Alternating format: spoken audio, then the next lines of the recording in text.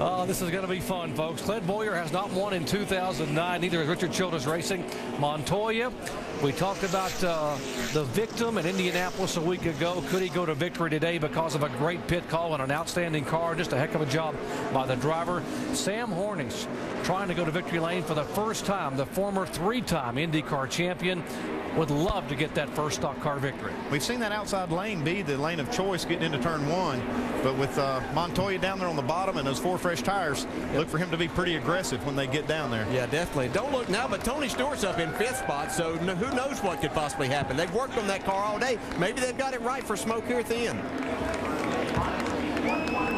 Boyer's got to start it. You can't pass until after the start-finish line. And there's the line, and now we'll see what Montoya can do if he will just burn it down into turn one. Man, he was on it. He's actually got Clint Boyer beat by just a little bit as they enter turn one here. I don't think he'll clear him, but it would give him a good shot. Can he hold it? Casey Kane might be in the right spot. I thought he was going to be aggressive. He gets just barely into the side of Clint Boyer. Here we go, 3 wide. And maybe wide. 4. Here we go, Kenseth and Kane. But it's only one lane to the tunnel turn. Following. Wow. These guys make it all happen. They sort it out. I didn't ever think it looked that crazy from the race car, but I guess maybe. There's Tony Stewart as he gets passed by the 11 car of Denny Hamlin, who is now flying back there.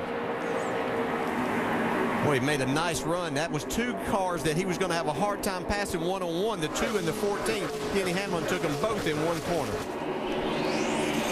Look at Sam Hornish now running second with Casey Kane right on his bumper. Montoya was a big loser on that restart. Look back here, 3 and 4 wide. Indy's enter turn one. 4 wide getting into one. Oh, we got a crash. Hard crash. Hard impact. Bobby Labonte. Reed Sorensen, Michael Waltrip. 10 car lengths back. Joey Logano got a little piece of that too. A lot of cars involved. Ruderman even down in the grass there. Heavy damage on Joey, and that was a very, very hard hit for Bobby Labonte. I wonder how many times we could holler 4 wide getting into one that this wasn't going to happen. Yeah. Man. Reed Sorensen's Dodge damaged. Just down on the inside of the turn, trying to get that car fired and pulled away. Joey Logano with damage to the right front. Michael Waltrip went spinning in there. He's got damage on the left side of his car and the rear. A lot of damage there. Let's see if we can figure out how this thing started entering one. The fastest part of this racetrack. Oh, that's good to see Bobby Labonte climbing out. We've recorded speeds of 205 miles an hour earlier in the day right there. Well, looked like Bobby was trying to give some of those guys a break in front of him. As those cars got 4 wide in front of Bobby Labonte, he backed off just a little bit. Yeah, well, you got to back off somewhere down going in that corner anyway. It's just you hope the guy behind you is paying attention, and David Reagan ran up on Bobby Labonte and turned him around and started all of this. I see Jeff Burton sliding through there. I don't think he actually got any part of it, even though he was right in the middle of all of this happening. Fastest part of the racetrack, and that's where the tap occurred, and just Labonte hit that wall a ton.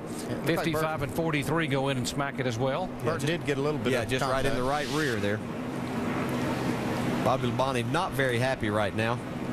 He knows what he was trying to do. He was just trying to be a little bit patient and help some other guys out, and it cost him.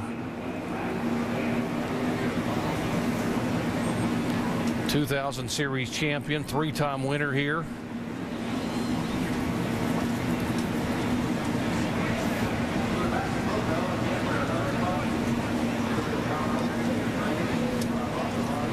Yeah, they got together as they crossed the start finish line. The 33 and the 42 did on that last restart. It was being told that Montoya might think he has some damage to his. Watch this right here. It's Clint Boyer. I think he's going to come down just a little bit. Montoya's trying to get in there, get close. Little arrow. Yeah, right here's some contact. Then as they got down into turn one, there was other slight contact there as well. As they came off of turn 2, then Hornish able to get by, as was Casey Kane, Montoya.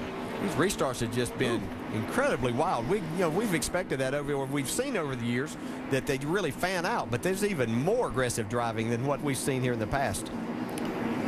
And all these laps under caution are really playing into the hand of Clint Boyer, who was concerned about fuel. Even though they said they could make it, they would have to go 42 laps, but these caution laps are not hurting their feelings at all. Yeah, good point, Doc. That's exactly right, and it's going to ensure they'll be able to make it. You see the contact there. It looks like it's okay as long as it doesn't rub. You see the tire. It looks like it could be rubbing there too. Let's listen to Juan Pablo Montoya's radio. I know we can win the freaking race, Brian. I know that, but if it means risk of the car, it ain't gonna happen. Oh, I know. I know, dude. It's all good, man. You actually cracked me up. We've been saying all along how this team is so focused on making this chase that they're not going to throw it away. We're still saying that. Here's Jimmy Johnson now making another pit stop. And he somehow managed to get through that incident involving 5 cars a moment ago. Watch Jimmy's windshield. He's right in the middle of everything happening here. In front of you. Holy cow, man, what a sure day, Outside, clear. I wonder why they're champions. We don't really wonder. We know they're good, and you have a little good fortune on your side, too. Now, we saw the 11 car really come back to life there a moment ago. Dave, what's going on down there? Well, Crew Chief Mike Ford has a race car, just checking with his engineer there on what's happening. A race car that was very, very good early in the day, and then you had to bring it back. And now from the radio transmission, sounds like your driver really wants this. Yeah, he's done an excellent job today. He really wanted this race going in, so he's got the car to do it. We tried to keep track position with 2 tires there a little bit ago, and our car worked so good on 4 that 2 really didn't work. So trying to catch back up. A lot of different strategies being played out here today. Got fresher tires than all of the guys in front of us. So if we get some green flag racing right here, I think you're going to see the FedEx Camry in victory lane. Mike, how did he describe the contact with the 00 car earlier? Yeah, all I can do is speculate like the rest of the people out there watching it on TV, but that's between the drivers. You hate seeing anything like that. You don't want to be around anything like that to have any accusations or anything, but I know Denny's commented that he's very sorry about what happened and hated to see that, so that's up to those guys to get straightened out. We're here to win the race and execute on pit road, and whatever happens out there is between them. Yeah, and Doc, that kind of thing usually happens when you're driving to the front like Denny has been. Been a very emotional week for Denny Hamlin. He lost his grandmother just a few days ago, and very difficult on him, his whole family down in Florida, so a lot on this young man's mind. Under caution, let's visit with our in-race reporter, Carl Edwards. Hey, Carl, Dale Jarrett, you got me? I got you, Dale. I don't know about from where you're sitting, man, but this is some of the wildest racing we've seen in quite a while. Yeah, it's crazy. It's crazy.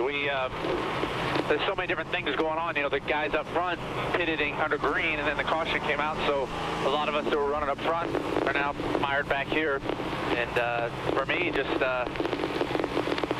trying to balance aggression and patience, thinking about I don't want to end up in the wall right there. So it's tough. I've been losing a couple spots here on these restarts, and I guess I got to go.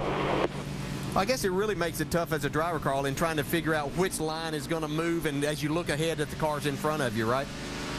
Yeah, that's right. We were 4 wide down into turn 1 there, and you just don't know which line's going to work. I can tell you mine didn't, that's for sure. But hopefully this next restart, I'll get in the right line, the correct one, and we'll go.